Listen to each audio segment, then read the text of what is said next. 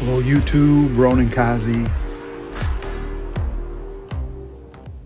Last video I'm going to do on this build that's exclusively on this build. I might be using it when I'm doing some strategy. There's a look at the build again. Doing legendary DCU.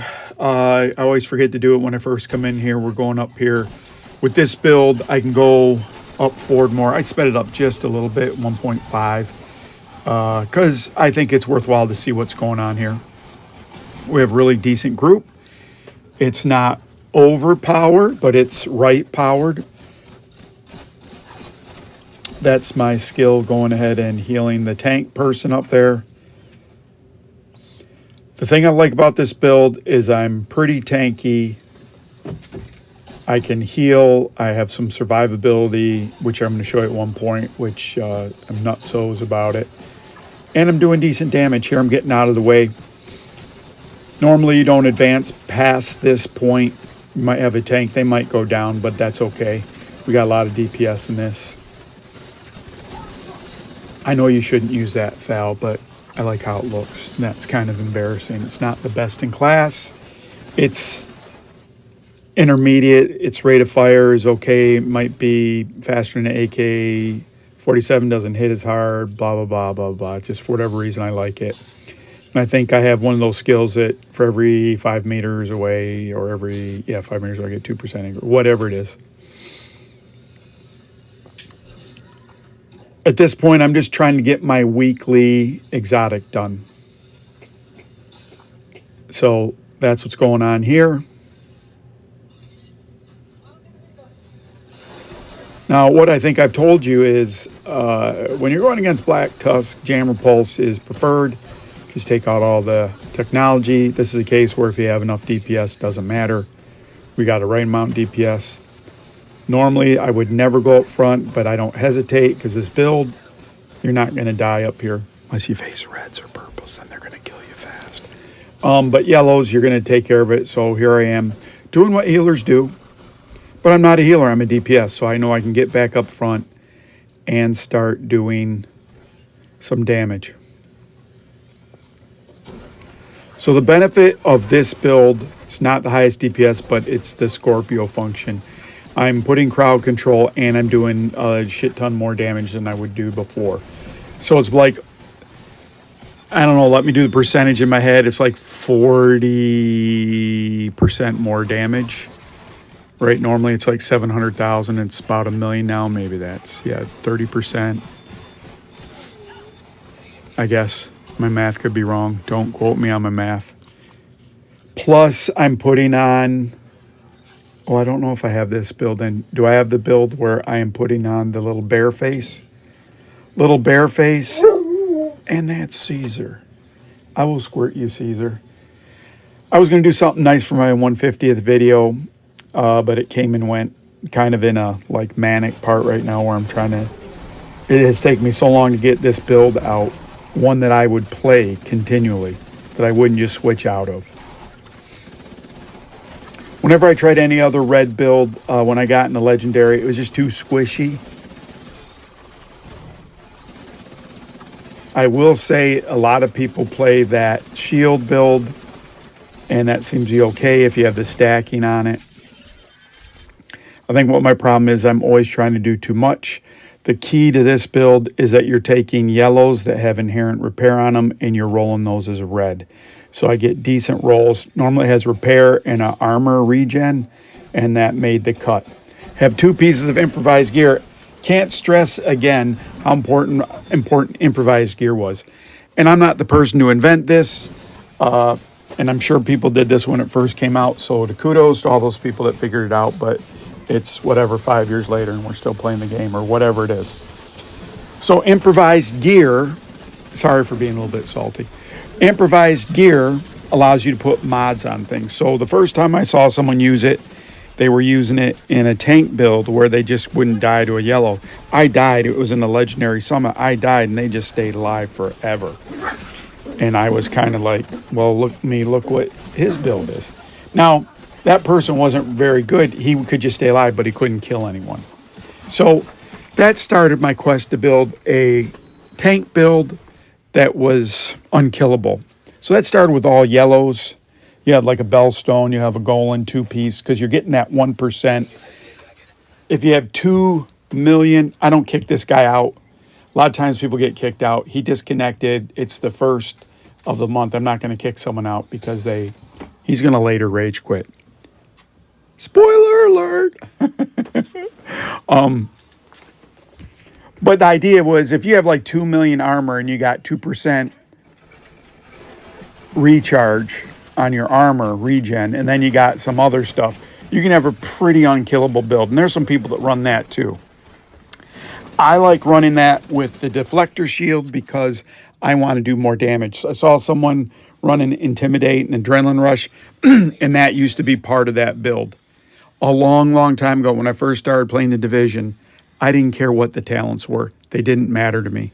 I just wanted 3 Empress, 2 Hannah Ewes, and 1 Werven. And whenever you had that combination, you got like 120,000 DPS off your turret. And there's that efficiency in there made a little bit better here. We're going to go through this next part. It's pretty easy again. So that's what I used to care about. And I've progressed over time where I just wanted to have better and better builds. I got through everything back then. I don't think I ever did legendaries. I did legendaries. There was 3 people. There's a guy I should give you his channel. There's 3 people I played with a lot in the Division 1. I mean a ton.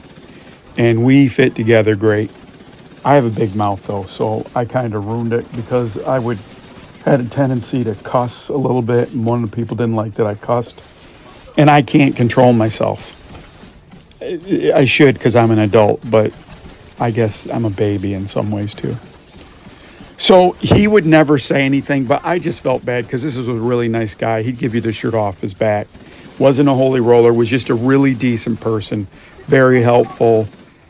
I just felt shitty. So I kind of stopped running with him because I'm a shitty person, I guess. My own self-induced shittiness. So, long story short, played Legendary with those guys. There's like Times Square Legendary was fun, and eventually got really good at that. So I knew Legendaries were really doable. And I'd watch, or we'd hear about videos where a guy would solo the Legendaries, and that always seemed like it took long. I've soloed this kind of to the end boss. It's a big waste of time. It's great that you do it. You don't get better loot. It's just like a maximum, hey, I can do it. It's why people climb mountains, because they're there. And I'm not denigrating anyone that does it solo. It's a good test, but that's really all it is. And what I realize, there's other people that watch this channel and they do videos and I watch their videos. What I realize is I don't explain enough of what's going on. So during this phase of this map, there's 3 Chungas that come out. That's really the thing that you're dealing with. If you don't let those Chungas get up here, you're doing great. You're in a great group. If they don't get past the pool table, they didn't even get out of the spawn. You're in a great group. You should easily go through here. And you're going to see the same thing here. This is kind of a letdown area. It's not hard, but one of the enemies is around the corner. There's some grenadiers, but we just absolutely maul these people. I never play like this, but with this build, I feel comfortable because I'm killing people fast enough that by the time I may be stunning them, I'm going to kill them. In my other builds, it's not that strong. I got to rely on the skills.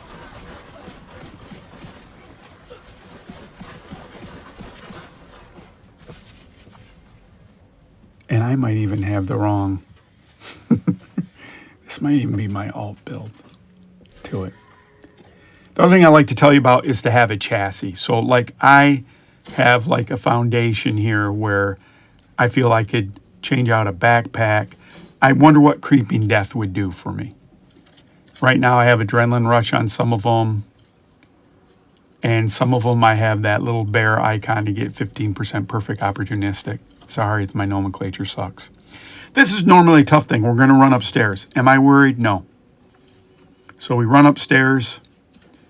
I make sure I don't have my Seeker healer out because that attracts stuff. One of the guys has those things. It's great. I get up here, I throw out my heals, and here's where I'm going to demonstrate how good this build is.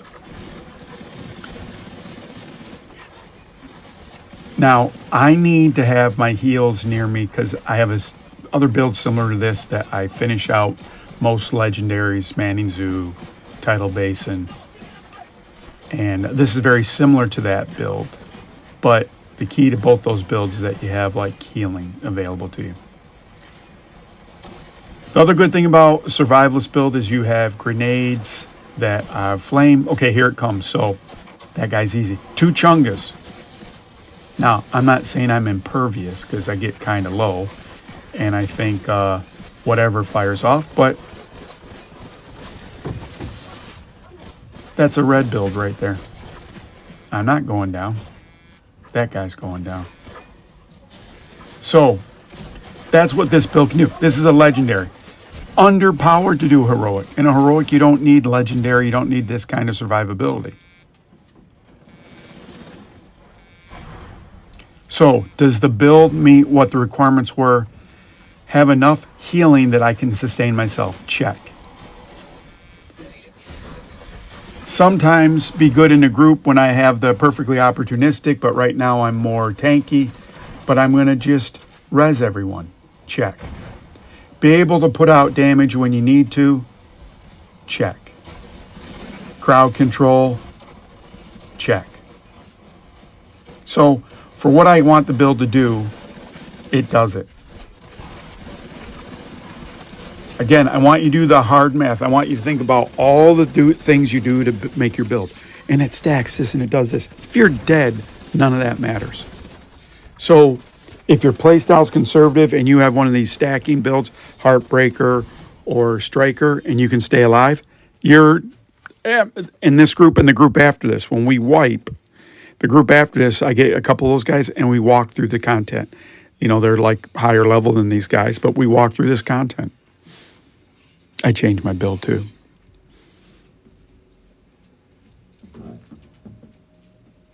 That's normally a hard thing. You see, we went through it like it's nothing. Availability, folks. That's what you got to have. If you're available all the time, run whatever build you want.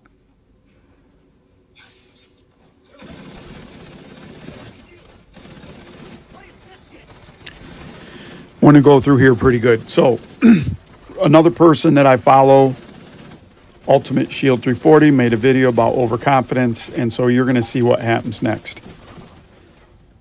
I am pretty conservative in my gameplay and this kind of stuff when it's going for an exotic because I want my stupid exotic because I need to get 20 of them to like raise it a point now at this point.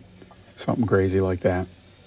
So we're going to go here. We've been doing good. So this is really the last good big fight before there's the next little area. But if you can't get through that, you should be kicked out of the game. This is going to be tough sometimes. But I post up, so we're going to push. I got this side covered, and look, why are you up front? Master Stank. So now I want you to think about this. If you lose your hive, however long it takes, 120 seconds, you shouldn't go forward again. And another thing Ultimate Shield mentioned is sometimes when you're a good healer and you're doing stuff, people take chances because they expect you to be superstar. You see that we're getting hit by those drones. You got to identify the drones. And why are you coming over here? And then, okay, so this guy's in a bad spot. Never, please don't go into elevated spots on Legendary because you just get more susceptible to drones and everything else. So now 2 guys go down. I got to go up, and I'm going to res both of these guys.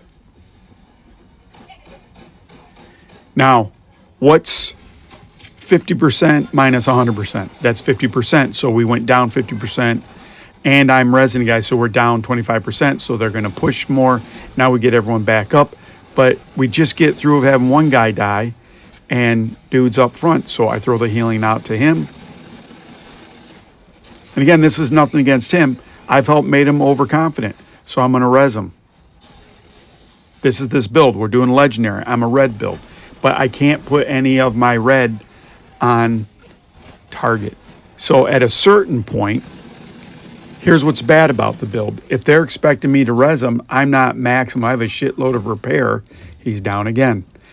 I have a shitload of repair, but I'm not a skill build. I'm damaged, so we're taking my damage away. Here's minus 50% again damage.